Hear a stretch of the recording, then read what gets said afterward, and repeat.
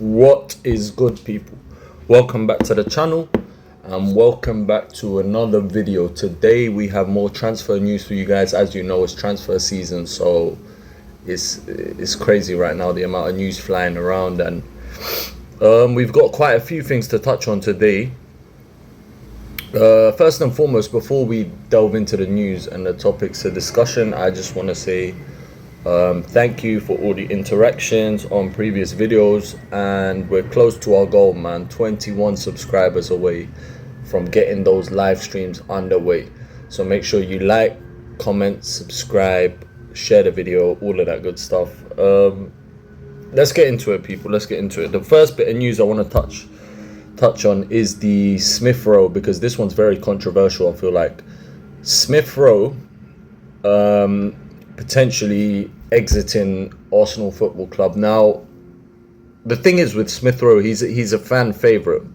I just want to put that out there. He is a fan favourite. I personally like Smith Rowe. I do think he's very talented as well. So it's a shame that obviously there's all this talk about and speculation about him leaving. However, in my opinion, if a player is not, he's clearly not favoured by Arteta, right? So if he's not favoured by the manager, what are we really gaining from just keeping him there? Like, we're really not gaining much. So in theory, if we can get 20-30 million for him, then I don't see why we should keep hold of him, and why we should not just let him go. So I'm hearing rumours that he might go to Fulham, he might go here, he might go there. To be honest with you, I'm not against him going to a Premier League team. I do feel like he's good enough to play in a lot of Premier League teams. So I wouldn't begrudge him for wanting to move to another Premier League team. I mean, he's settled in England, so it would make sense from the player's point of view. It's a shame. It is a shame, because when he was breaking through alongside Saka, obviously we all had that chant for him and Saka, and we all expected both of them to be the future of Arsenal. Saka's obviously gone to live up to that, and Smith Rowe's kind of just been hampered by a lot of injuries, and when he's come back, he's not been apparently fit enough to start, and like he's not been favoured too much by the manager. So yeah, I do believe though there is players that need to leave before him. To be honest, I feel like keeping the likes of Fabio Vieira before, like, you're selling Smith Rowe before Vieira gets sold. For me, that's just insane. It doesn't make sense. Like, Smith Rowe should not be going before Fabio Vieira, but nevertheless, if we can get a decent amount of money in for him, and we're able to reinvest that into a midfielder, then I guess it's kind of, unfortunately, it's time to part ways with Smith Rowe. Now, moving on from Smith Rowe, and also I want to hear you guys' opinions on Smith Rowe, because I know it's very mixed. Like, a lot of people are like, no, how can you sell Smith Rowe? And a lot of people are like, yeah, we gotta sell him because we need to make money, to raise money, to do this and that, and he's not playing. So they're kind of that opinion, which is a similar opinion to myself, to be honest. I'm leaning more towards sell him because we don't use him. Not sell him because I don't like the player and I don't like his profile and I don't like his age and his ceiling, and no, it's nothing to do with that. It's just the fact that he doesn't play and he can't seem to get a sniff into the first team. So when he does appear, it's always like a 5-minute cameo off the bench. Like, so yeah, for me, personally, I would just make as much money as possible off Smith Rowe. Now, the surprising news for me, anyway, I found it surprising, was Eddie Nketiah to Fulham for £30 million. You heard it, £30 million for Edward. Bro, Edward, bro. I'm not even calling him Nketiah. Edward. 30 million. Bro, if it's me, if they knock on the door, here you go, 30 million Fulham. Bro, Take it and run. Run. I'm telling you now, we have scammed Fulham. If they want to pay 30 million for Nketiah, they are fried, bro. So for me, you sell him. No.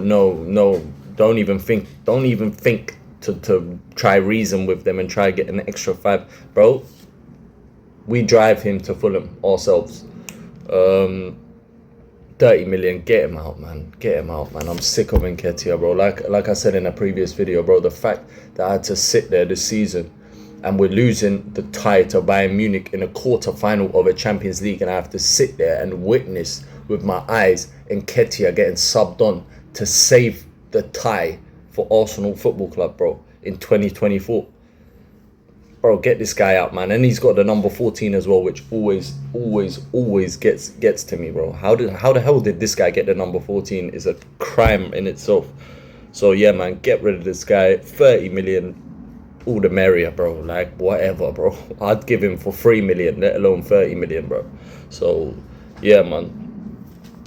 Other bit of news that we got is Sesko.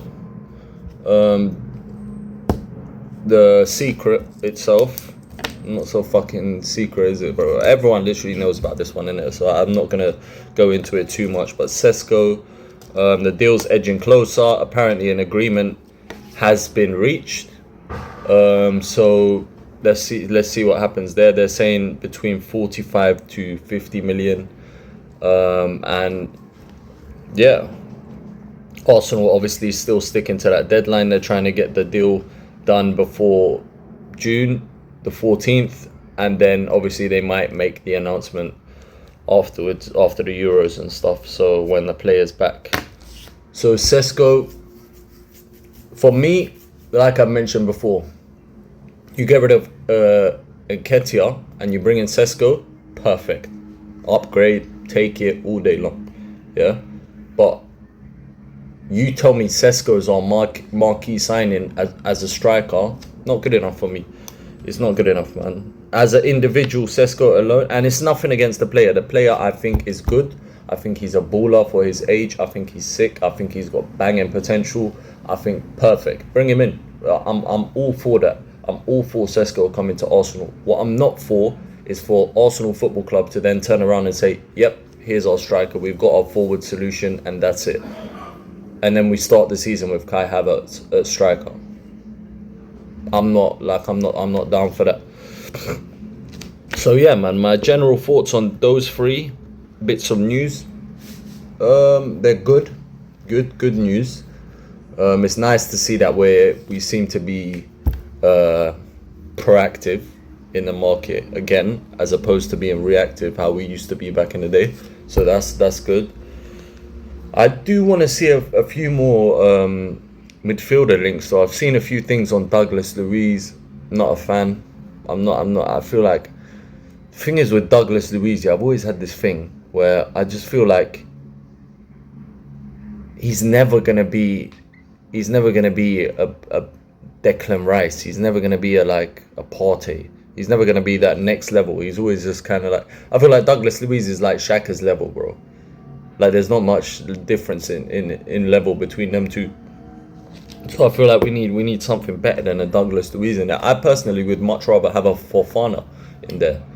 I'd much rather get a Fofana, bro, and put him in there, and he'll probably cost half of the price.